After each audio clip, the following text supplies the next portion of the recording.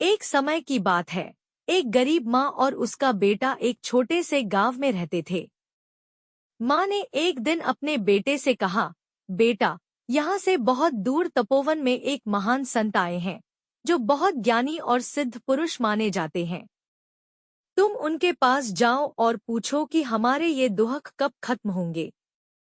बेटा माँ की बात सुनकर यात्रा पर निकल पड़ा। उस समय यातायात के साधन नहीं थे, तो वह पैदल ही चल पड़ा। चलते चलते उसे शाम हो गई और वह एक गांव में एक संपन्न परिवार के घर रुक गया। सुबह जब वह आगे चलने लगा तो उस घर की सेठानी ने उससे पूछा, बेटा, कहाँ जा रहे हो? उसने अपनी यात्रा का कारण सेठानी को बताया। सेठानी ने कहा, बेटा, एक बात मुनिराज से मेरी भी पूछ आना।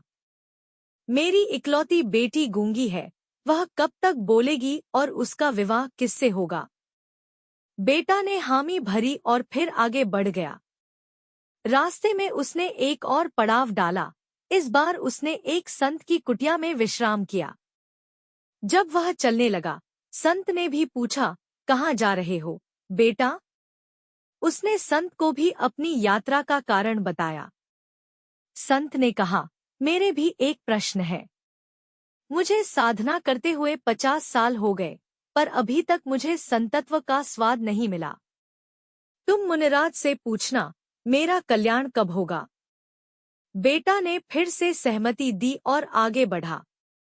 अब उसने एक किसान के खेत में विश्राम किया। किसान ने कहा, मेरे खेत के बीच में एक विशाल वृक्ष है। मैं बहुत मेहनत करता हूँ, पर उसके पास कोई और पेड़ नहीं उगता। मुनिराज से इसका कारण पूछना। बेटे ने सिर हिलाया और अगले दिन मुनिराज के चरणों में पहुंचा। उसने मुनिराज से प्रार्थना की और अपनी समस्याएं बताने की आज्ञा मांगी। मुनिराज ने कहा, तुम सिर्फ 3 प्रश्न पूछ सकते हो। अब बेटा धर्म संकट में पड़ गया। 4 प्रश्न थे, मगर मुनिराज ने कहा था कि सिर्फ 3 ही पूछने हैं। अब वह किसका प्रश्न छोड़ दे? लड़की का सवाल? नहीं, यह उसकी जिंदगी का सवाल है। संत का सवाल? यह भी नहीं हो सकता। किसान का सवाल? नहीं, वह भी महत्वपूर्ण है। आखिरकार उसने तय किया कि वह खुद का प्रश्न नहीं पूछेगा। उसने बाकी 3 प्रश्न पूछे और वापस लौट चला।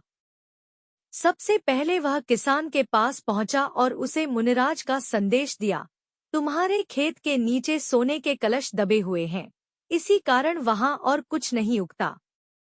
किसान ने खुदाई की और सच में सोने के कलश निकले। उसने खुशी खुशी वह सारा धन बेटे को दे दिया। बेटा अब संत के पास पहुंचा। संत ने पूछा, मेरा प्रश्न का क्या उत्तर मिला? बेटे ने कहा, आपकी जटाओं में एक मणि छिपी है। जब तक आप उसे छोड़ेंगे नहीं, तब तक आपको संतत्व का स्वाद नहीं मिलेगा। संत ने वह मणि बेटे को दे दी। अब बेटा सेठानी के घर पहुंचा। सेठानी ने पूछा, क्या कहा मुनिराज ने? बेटे ने बताया, तुम्हारी बेटी जिसको देखकर बोलेगी, वही उसका पति होगा। जैसे ही बेटी ने बेटे को देखा, वह तुरंत बोल पड़ी।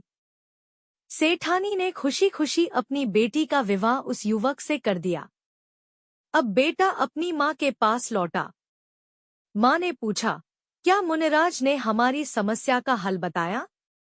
बेटे ने मुस्कुराते हुए कहा, माँ, मैंने अपनी समस्या तो पूछी ही नहीं, लेकिन समाधान खुद ब खुद हो गया।